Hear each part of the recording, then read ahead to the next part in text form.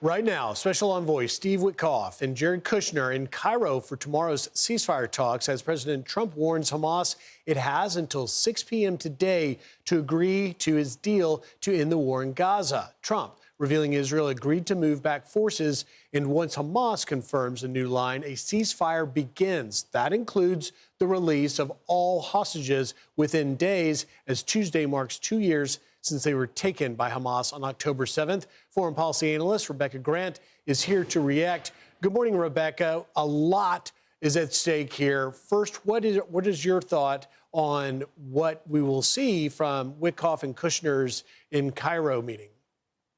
Yes, and in Cairo, they are actually talking with one of the Hamas leaders allegedly targeted during the Israeli strike on Qatar. So what a meeting this will be. We're waiting for Hamas. They've agreed to release the hostages, which is incredible. We're waiting to hear on some of the other points, such as disarming Hamas. And then I'm sure Hamas wants to talk about what participation they might have in the Palestinian body that will be temporarily governing Gaza. So there's some high stakes in Egypt today, but it looks like the momentum is very much in the right direction.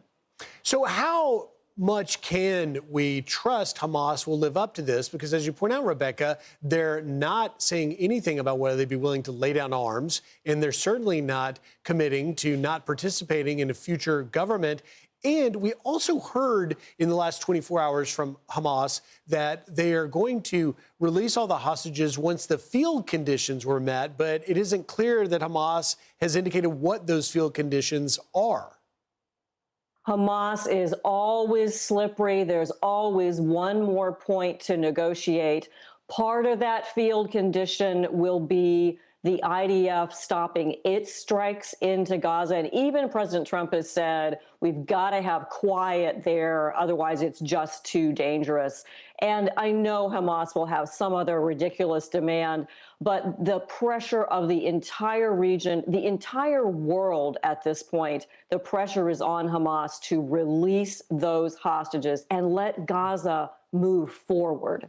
Yeah, Rebecca, clearly we wouldn't even be at this stage but for President Trump coming up with this plan, bringing his political capital to put pressure on it. But do you have any concerns that both Hamas and Benjamin Netanyahu may be playing a little bit to Trump on this, but don't have genuine intentions to follow through? I think Trump has gotten his message through. So credit Donald Trump. 100% restoration of American leadership. This is all to his credit.